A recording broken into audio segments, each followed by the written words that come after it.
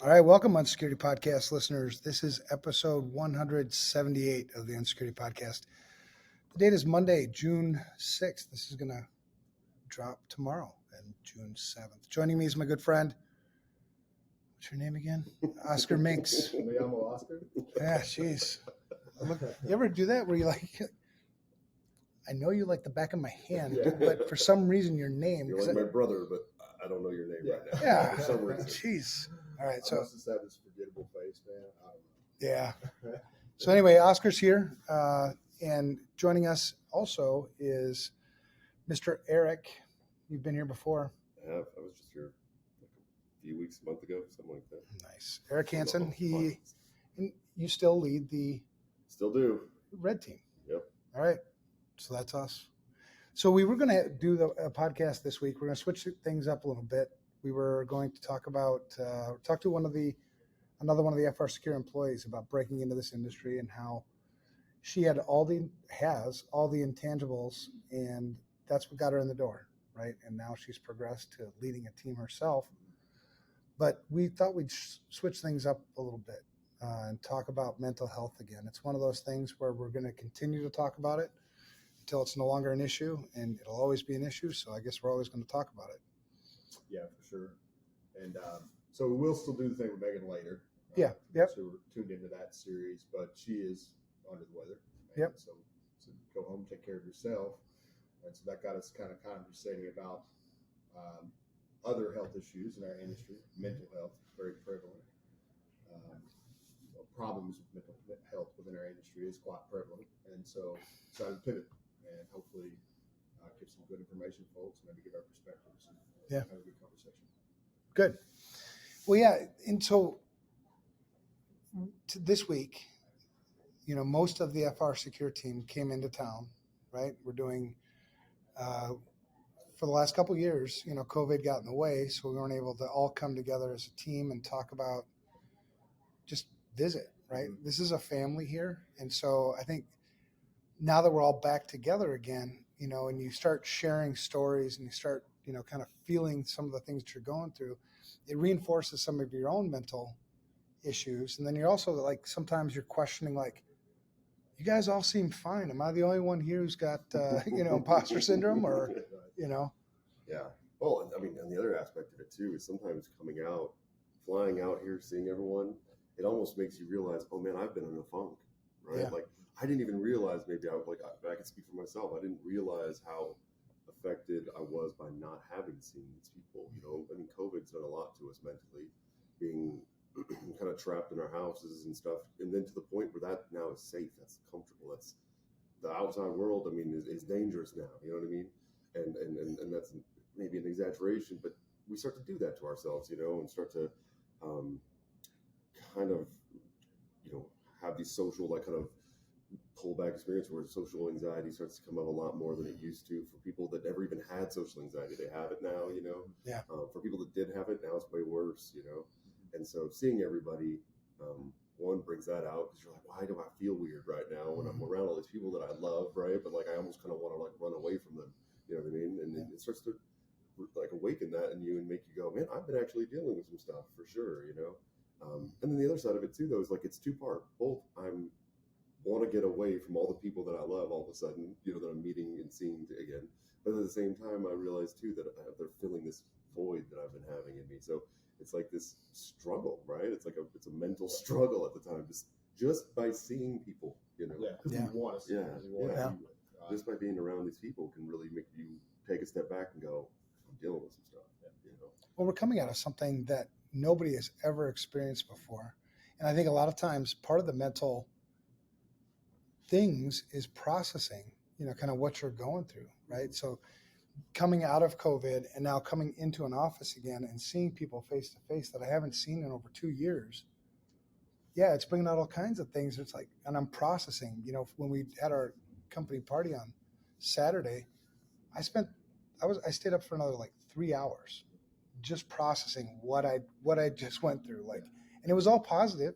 Everybody was smiling and having a good time, but I'm like, gosh, because I remember one person I was complimenting, kind of giving him crap about his suit. And then I was like, did I come off as like a jerk in that, or was I okay in that? I mean, I started it's weird, man. That It's suit just a was weird spot. fantastic, though. I It know was. the suit you're talking about. That's what you said. It was Yeah. totally great. But yeah, it's been just a weird couple of years, Mhm. right?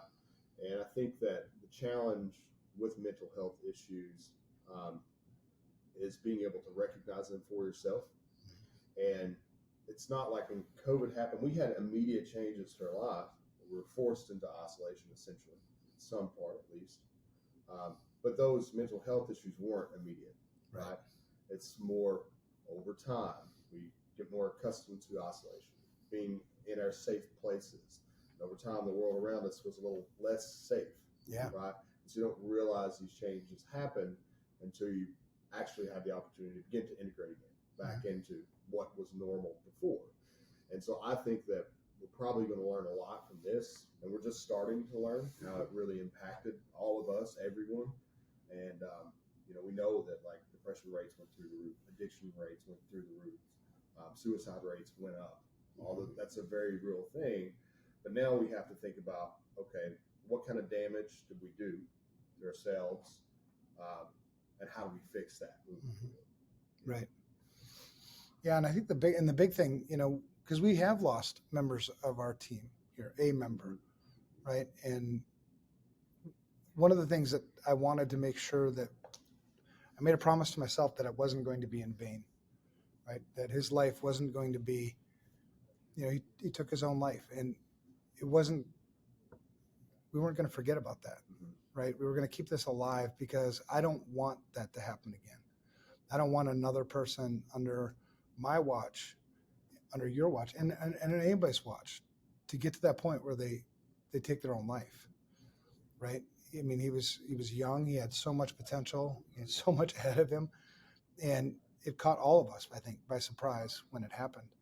And so I think one of the things and the reason why we're talking about today, the stigma is bullshit. Yeah. I mean, it's okay to not be okay. Isn't that what they say? A lot of these, because what's okay anyway? I don't even know what the hell that is.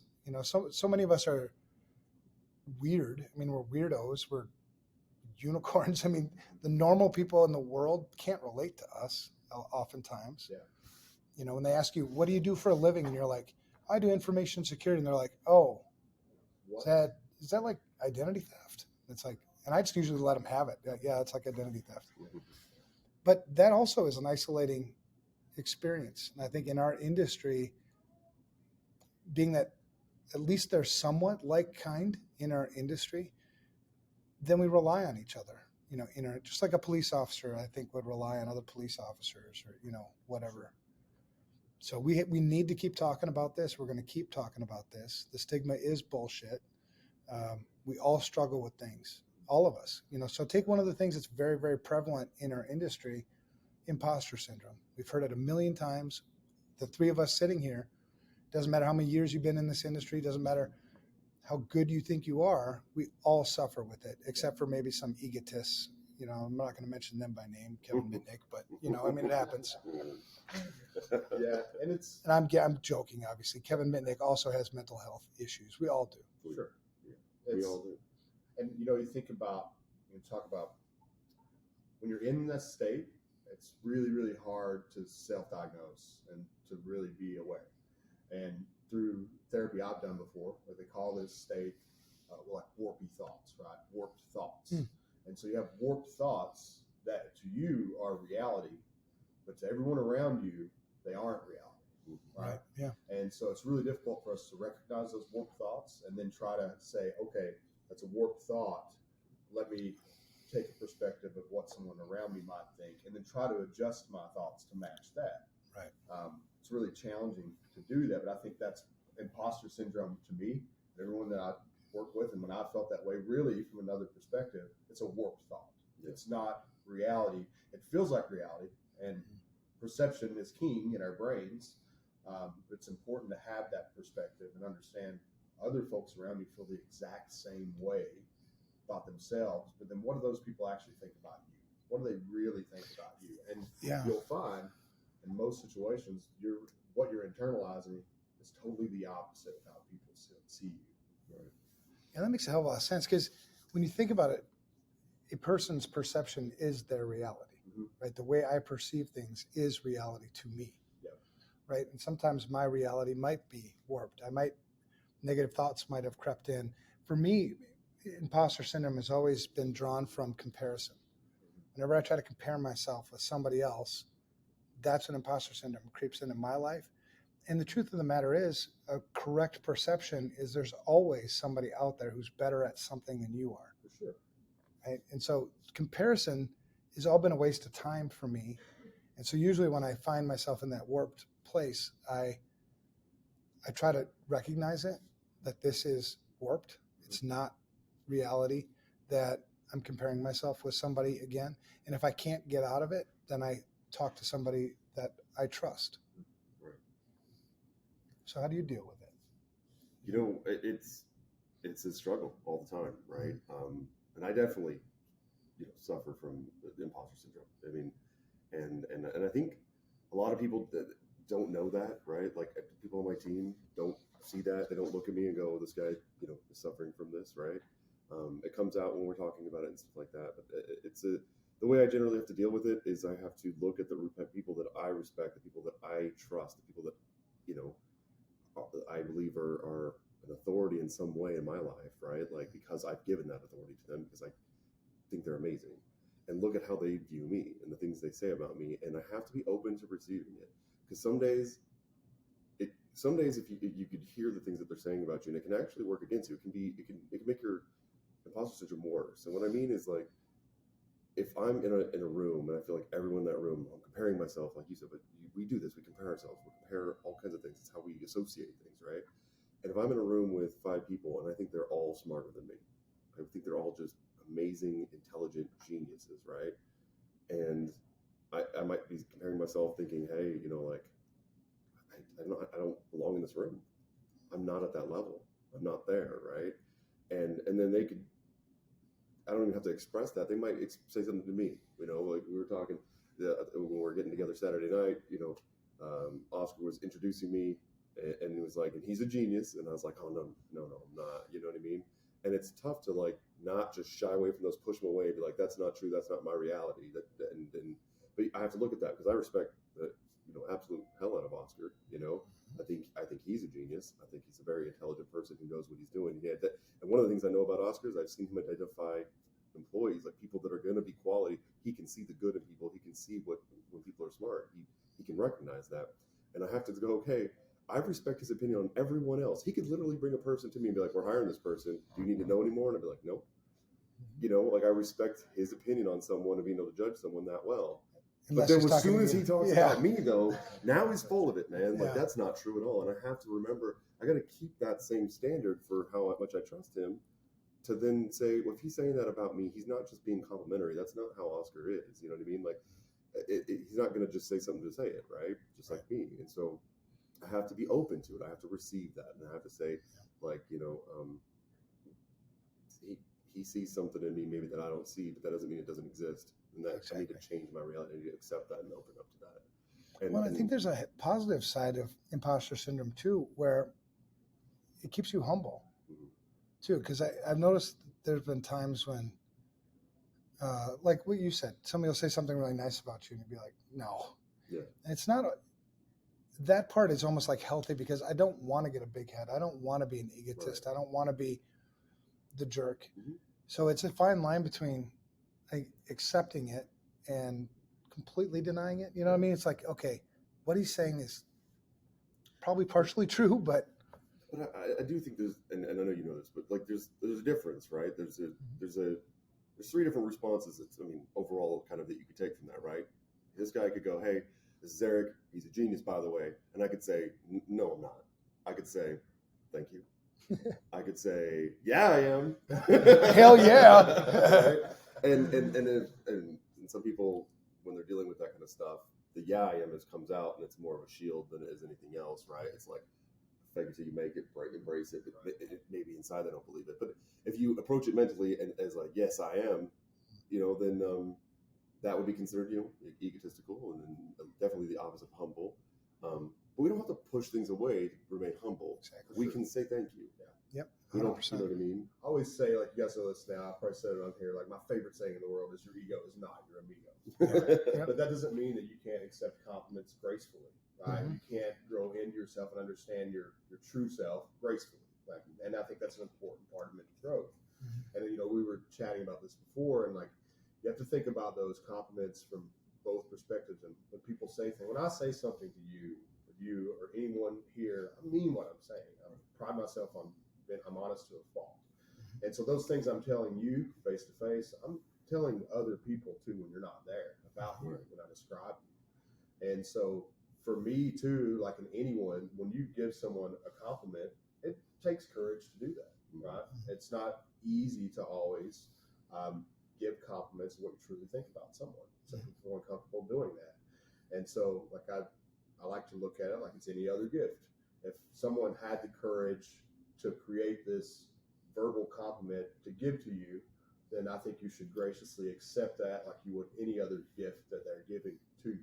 You know, and I think when you're suffering from imposter syndrome, it's really difficult to do that because, again, self-perception. They gave me this gift, but I don't deserve this gift. But you do. You always deserve this gift, you know?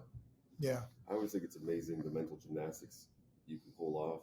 I know it because I've done it, and I know it because I've seen other people do it. They're close to me. But the mental gymnastics you can go through to discredit the thing the person just said about you that's good. You know what I mean?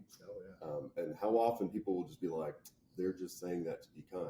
You know what I mean? And it's like, and yes, there are plenty of people out there that are very fake with some of their, you know, outward kind of compliments or speech, or just they kind of put themselves out in a certain way. And you might know that person and go, yeah, what they said about me very well just because they're trying to be kind. But once you start to get these people around you that you know that's not really how they operate, they're not just being kind, right?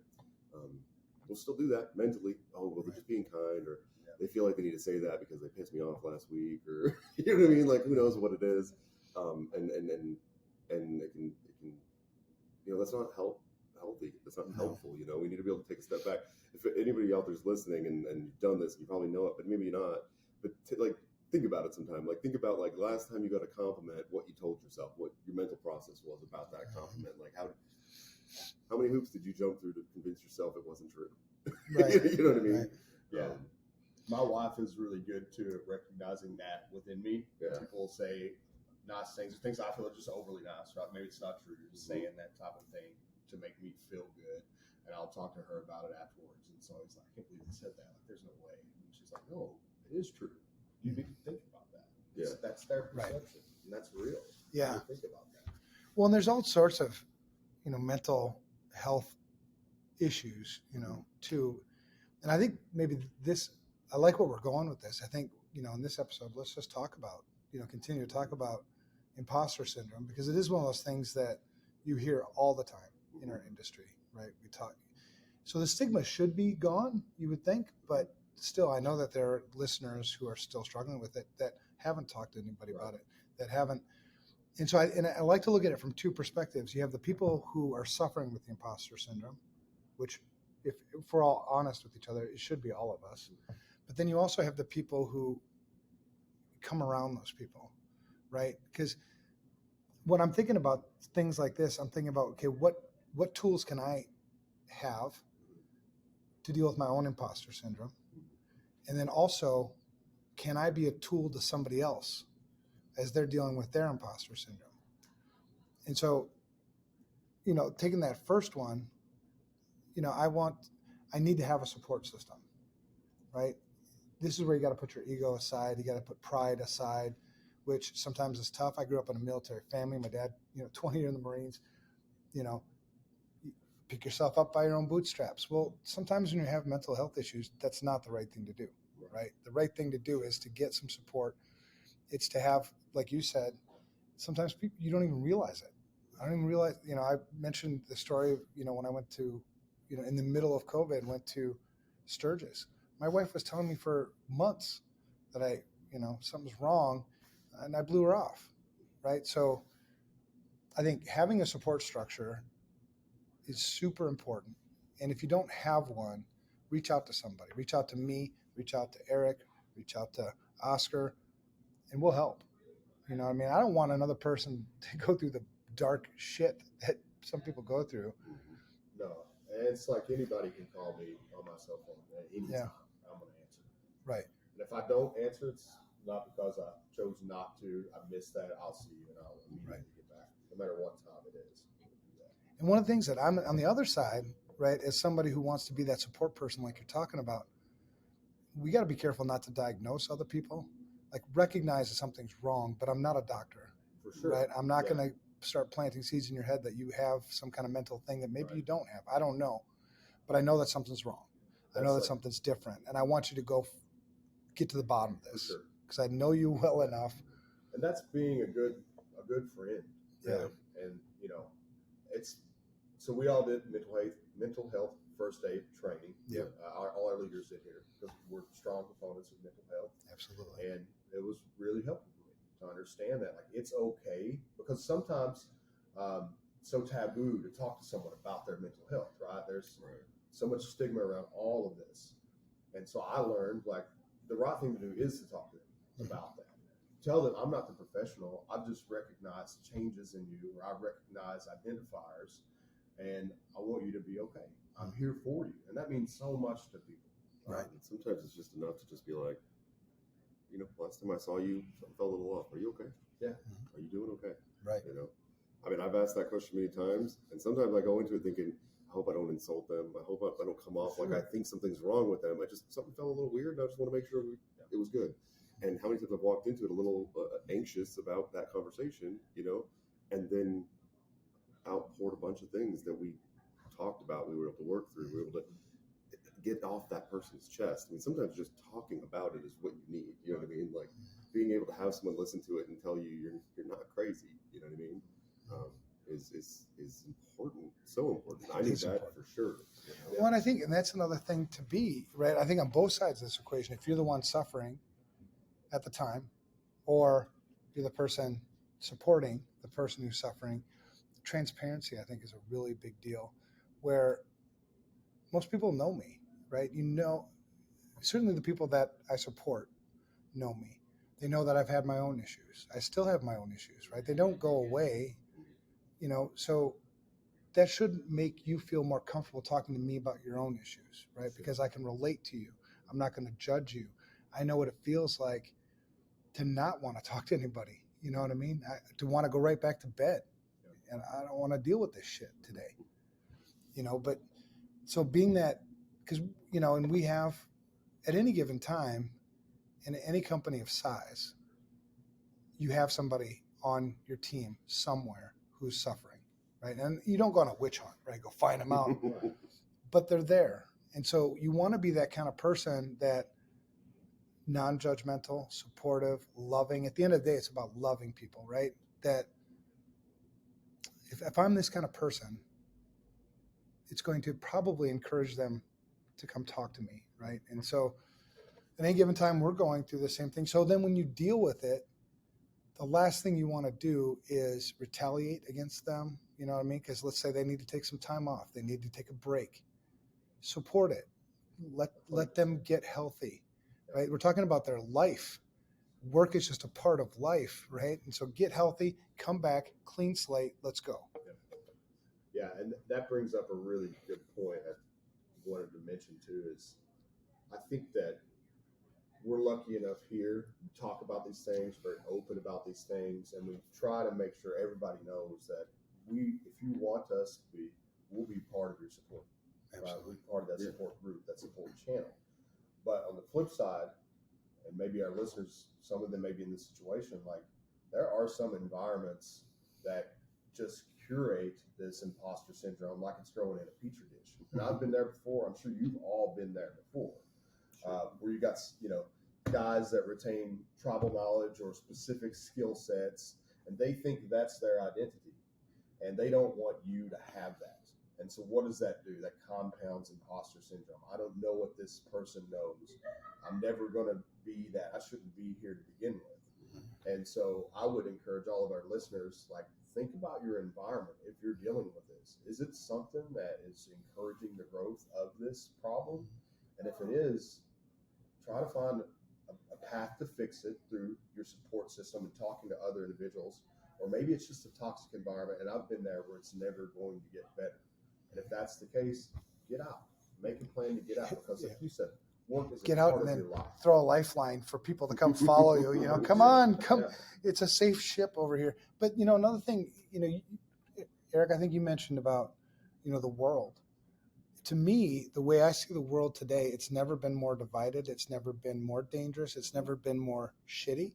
And maybe it's just comes with age. Maybe my grandparents thought the same thing when they were my age. I don't know, but I know that, you know, politics is another thing that really is divisive. And if you have a really political environment, it's not conducive to people sharing their real feelings because they feel like they're going to get attacked. You know, we want to have an environment here, and I would encourage everybody.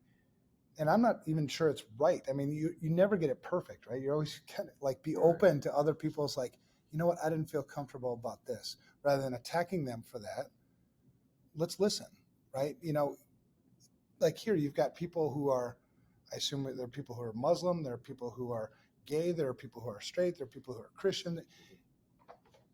None of that stuff matters when I don't judge, right?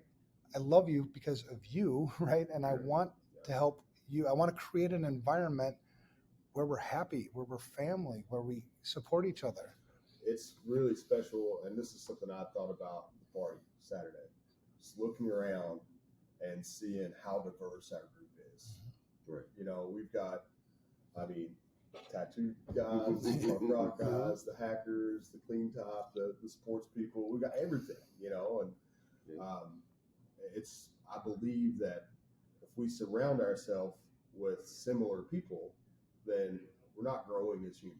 Right. The only way to have positive growth is to be around people who are different than you and think different than you and accept that person, because I guarantee you, everyone who comes from a different walk of life than you has something that they can teach you, and you have something that you can teach them too. And through working together, we all grow. We just become better humans. I've had some of the best actual political talks in this office with people who are completely different political persuasion than me, and we had some of the best respectful conversations where I learned more about why you believe what it is you believe, and you learn more about what. Right. I wasn't trying to change you. You weren't trying to change me. What we were doing was we were supporting each other.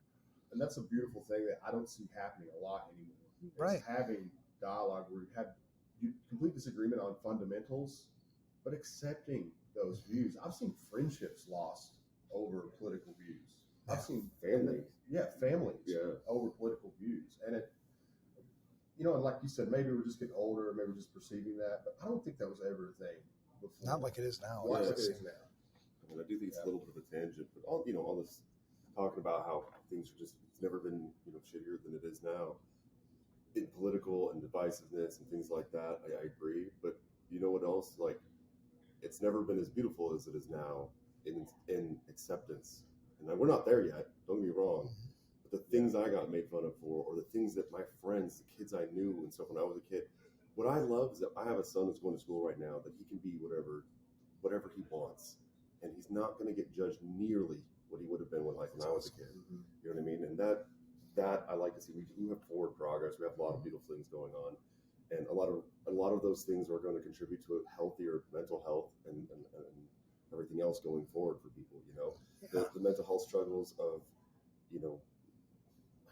women, people of color, LGBTQ, like things like that, like were worse in the past. Not saying they're gone; they're prevalent still today, but they're getting better. We're making progress. We're making progress. So those things are good. We have to continue toward that, and I like that we're, as a society, as a people of the world, we're moving forward. At least a lot of people are, and I think that's good, and I think that's important for the mental health. A lot of the struggles and the stuff like that, and all those things that are in the forefront of those types of things. We talk about things that are very divisive. So they're divisive topics, right? But they are getting better and they are inclusive in all ways. And when we talk about a lot of those things, like, imagine what it's like to be someone who has to hide who they are. That's mentally just, I haven't had to deal with those. And so it's hard for me, but I'm happy at least it's getting better. I hope that one day we're in a world where that's not a thing that anyone ever has to worry about. But how much of the mental health issues come from that? Come from being afraid to tell somebody else because I'm going to get judged, or you're going to attack me because I look weak now, right? Because maybe I said something in a meeting, a few months ago that you didn't agree with, and now I'm showing weakness, and you're like, oh, kill time. Right. Because I think at the base of us as human beings, it doesn't matter if you're a computer hacker, a CISO, a garbage collector, a doctor, it doesn't matter. We all want to be loved, right? We all want to feel safe. We all want to feel understood, right? Because a lot of times I won't tell people things because I'm like, what's the use? Right. Even my own wife, by the way, there are times I won't tell her things because she wouldn't understand anyway, right? That's the mental things that you play. It's like, but I just need somebody to listen. Exactly. And I think that's going back to like games we play in our own mind, that you believe you don't need to communicate that because they're not going to understand anyway. I find myself doing that too. But then you know what I say? I'm still going to talk about it just to see. And like 9 times out of 10, I'm surprised at how that conversation goes. And I learn like, oh, it's so much better for me just to communicate than internalize. Even if I have a perspective that they're not going to be able to contribute to these thoughts, respond to these thoughts, like every damn time I get surprised in a positive way. Yeah. So that's why we need to lean on our support group, talk to people around us that matter, and the people that care about you, regardless if they really understand or not what you're going through. I guarantee you they're going to try. They're going to try their best to try and understand and be there for you. Yeah. And so the advice, because we're coming up towards the end, let's each give like one piece of advice. So I'm going to give a perspective of some of you might be suffering, right? And my advice would be to work now, or maybe you're not suffering, but you look around you and you don't have, you know better than I do whether you have a good support structure around you, a healthy support structure. It's not healthy to medicate, right? So your bar buddies that, hey, you're having a bad day, let's go get messed up, might not be the best support structure. What I'm talking about is an honest, chemical-free support structure. Not that there's anything wrong with drinking either, but sometimes we just need to work through these things first.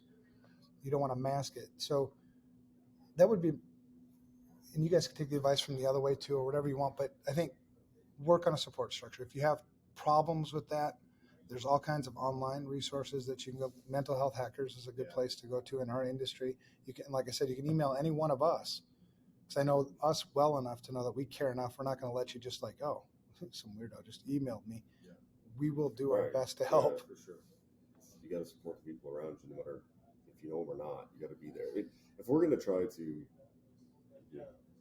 work toward getting rid of that negative stigma and getting rid of those barriers for people to be able to come and talk about things, you know what I mean? Like, we have to then live that and do that. And by all means, I'm always happy to talk to anyone in the world about anything when it comes to stuff like that. As far as what to do, like I said, build out that structure. We've talked about separately from this podcast right now, but that it takes continuous upkeep and work. It's like any other part of your health, right? And so, don't just let it go, right? Like, don't think, okay, I did this, I talked to someone, I got it off my chest, and I'm good now. You know what I mean? Like, you need to constantly check in with yourself. You know what I mean? And be honest with yourself, and have that, like, sit down, meditate somewhere, and think about it. You know what I mean? And take some time, every week, every day, every whatever it might be that's necessary. I think to do those things. I know when I start feeling the worst, or when things start to get the worst for me, like mentally, every single time it's because I'm like, I haven't been thinking about it. I haven't been like taking care of myself and doing the things that make me happy. And that's not about being happy, but make me mentally like right, or balanced. For me, and I haven't been doing it lately, but for me, meditation is huge. Getting a moment to just not think, to clear it, to remember what it's like to not have this stuff jumbling around in my head forever. For a lot of people, like myself, that meditation took time to even be able to do. You know what I mean? And just finding yourself a quiet place and doing that kind of stuff. And then 2, find those things that are actually truly like relieving. I think we have a lot of people who are like, oh yeah, I balance my work-play balance, my mental health balance by doing this thing, and then they do that thing, and it's like they walk out of it more stressed. Hmm. You know what I mean? Right. Like I play basketball. I'm not just giving you an example, right? But then they're like, they walk away from the basketball games that night and they're pissed off because they lost and they were dealing with this guy who kept. I used to deal with video games. Yeah. Golf. I played golf for a while, and then I literally got to the point where I was like, "This is supposed to be fun." Every time I come home, I'm frustrated, and I'm stressed. And so my nephew was talking about he wanted to play golf. I called him one day after I just got off the greens. I'm like, "Hey man, you still want some golf clubs?" He's like, "Yeah." I'm like, "I got you." I just gave my golf clubs. I haven't played golf. Yeah. One of the things I did, because I noticed that I was getting stressed out about it all the time, was the news. Oh yeah. So I deleted all the news apps off my phone. Yeah. And I can't even tell you how much better it's made my life. Yeah. For me, I guess the one thing, and build on like you guys, those are both like great things, and I completely agree with that. I think self-awareness is really important, and what I mean by that is like we all struggle, and being able to just the beginning recognize when you're struggling. That's really, really hard to do. If you work on that, I have triggers and indicators that I'll see myself do, and I've worked on this for years, and I'm to the point now when I see those triggers, I feel those specific ways, I know I'm headed toward a bad place right now. Mm-hmm. And so that's really important for me to say, okay, now let's work on therapeutic side. Mm-hmm. And finding, like you said, that thing where you can have true therapeutic activities to help you regain balance and regain your own peace and well-being. For me, it's been on the creek. I mean, it's simple. Like, and I'd love to fish, but I don't have to fish. It's just surrounding myself, with flowing water, the sound of birds, critters that are out there, no other people, and it's meditative for me. It's not a traditional meditative state, but that is my meditation. But the most important thing is trying to identify those triggers for yourself and staying ahead of it, because it's much harder to resolve if you get behind it and you get stuck in that.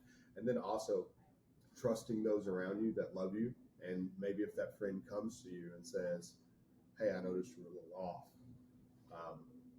really take that into consideration and think about that and try to be open and honest. And my wife, I love her so much. She's really good at identifying my triggers when I'm not, and through that it helps me over time get better at my triggers. And there'll be days where she's like, "Hey, you're off. Like, why don't you just get out of here? Like, go to the creek, stay there a couple hours." And I'll do that, and I get there, and it's kind of like you were talking about when Sturgis, and I'm like, "Holy shit, I didn't realize where I was at. I didn't realize my mental state until I gave myself time." Right. Especially in our industry, it's so fast paced, it's so busy, you can work yourself to death if you want. Like you were saying, like meditation, you got to give yourself that time. If you don't give yourself that time, it's really difficult to stay balanced and stay healthy. So.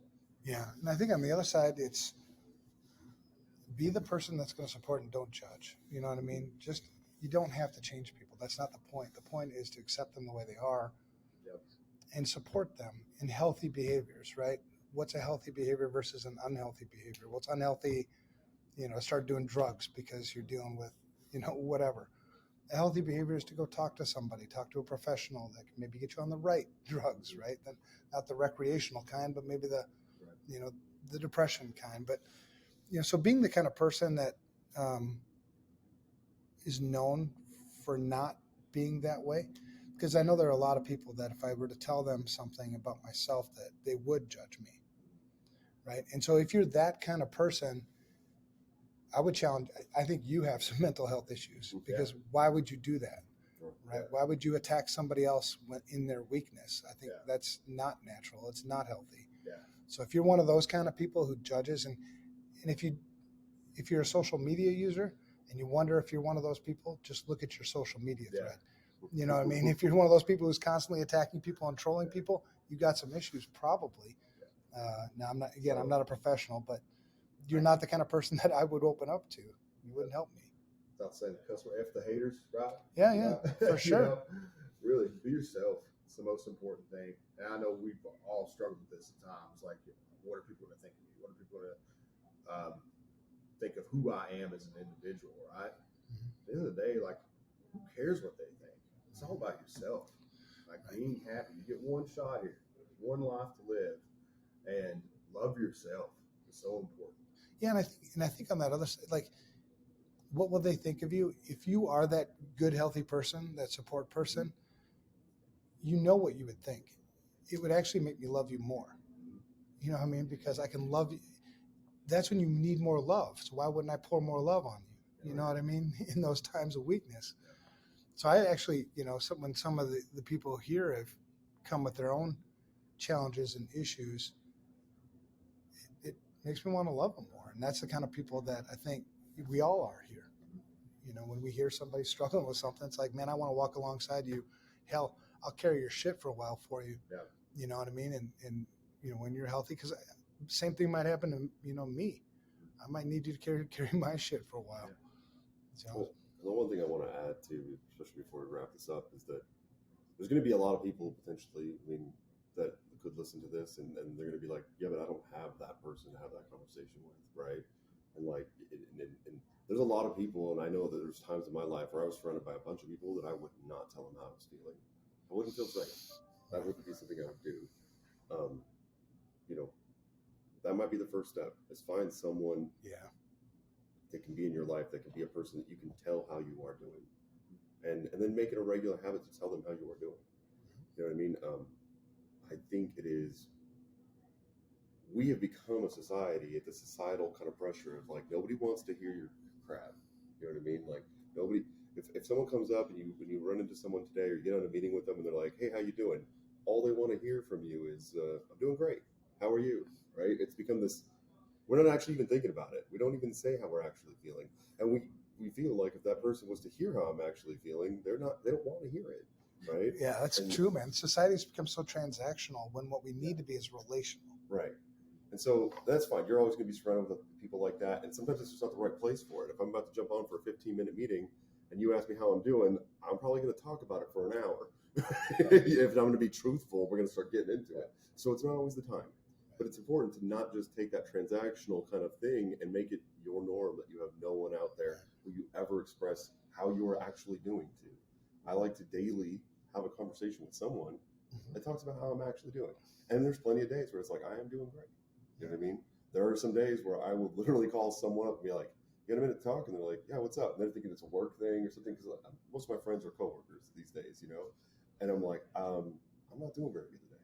And do you mind just talking to me about that? That's awesome. And you need to feel comfortable around someone in your life that you can do that with.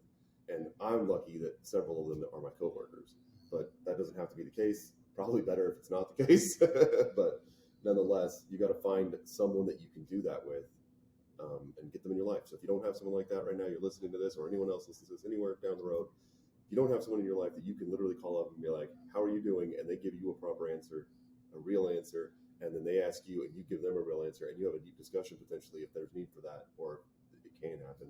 If you don't have that, get that. That's number one. 100%. That should be your focus. All right. Great. Let's wrap it up. Shout outs.